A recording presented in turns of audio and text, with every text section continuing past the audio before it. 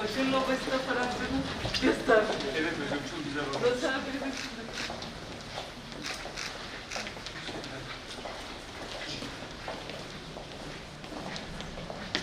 Oldu mu? Operasyon nasıl geçti? Hocalar ilgilendi mi? Çok ilgilendi. Allah razı olsun. Hiçbirimizi başımızdan eksik etmesin. Amin, amin. Onlar da Çok sağ olun. ilgilendiler. Rabbimiz başımızdan eksik Amin, etmesin. amin. Malatya hastası. Evet. Çok geçmiş olsun inşallah. Sağlığınıza kavuşur. İnşallah size. Beklerim. Allah hoş geldiniz. Nasıl bakıyorlar mı? İlgileniyorlar Çok mı? memnun. Allah razı olsun. Evet, Sağ çok olsunlar. Allah eksikliğini vermesin. Amin, amin. Gelirken bir geçmiş olsun dileyelim size.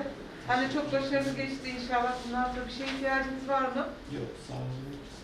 Çok geçmiş olsun. Teşekkür ederim. İyileşin, gelin. Kahve içeriz inşallah. Bekleriz. İstanbul'dan yani. Kocaeli. Kocaeli'den. Çok geçmiş olsun. Çok diyorum. Az önce vizit yaptığımız hastalar morbid obezite nedeniyle kliniğimize başvurup bizim ameliyat ettiğimiz hastalarımızdı. Obezitenin önemini ben şöyle anlatayım size. Mesela şu anda bir pandemi süreci yaşıyoruz. Hepimizin gözü kulağı pandemide ve pandemiden çıkacak bir sonuçta bir aşı çalışmasının sonucunda bu pandeminin kırılması için.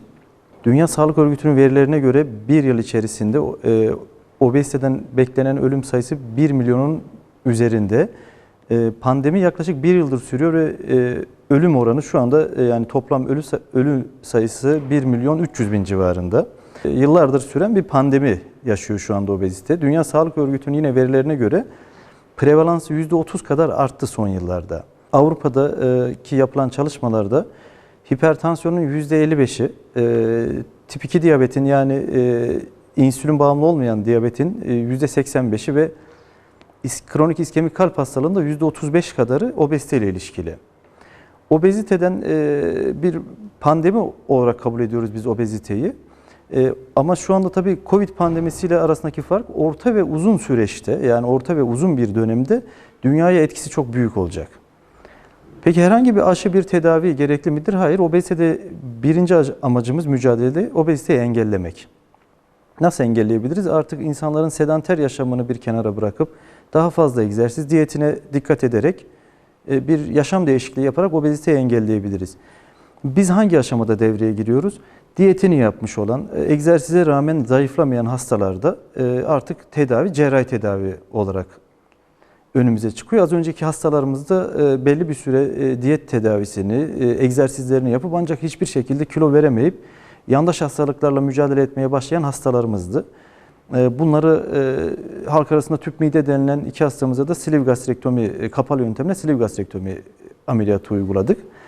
Hastanemizde yapılan bir obeziteyle mücadelede cerrahi tedavisinin her türlü aşaması yapılmaktadır. Tüp mide ve bypass ameliyatlarını yapmaktayız.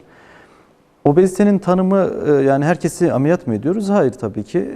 Vücut kitle indeksimiz 35 ve üzeri ise eğer ek hastalığımız varsa, yandaş hastalığımız varsa ya da morbid obezite diye tanımladığımız 40 ve üzeri olan hastalarımız egzersiz ve diyet tedavisine cevap vermediği zaman uygun bir endokrinoloji görüşü aldıktan sonra cerrahi tedaviye uygundur. Şu anda hastanemizde Covid'den ayrı olan yani Covid hastalarının olmadığı binamızda ve ameliyathanemizde bu ameliyatları gerçekleştiriyoruz. Covid sürecinde de mecburen diğer bir pandemi olan ve uzun orta süreçte dünyayı daha çok etkileyecek olan obeziteyle mücadelemize devam ediyoruz.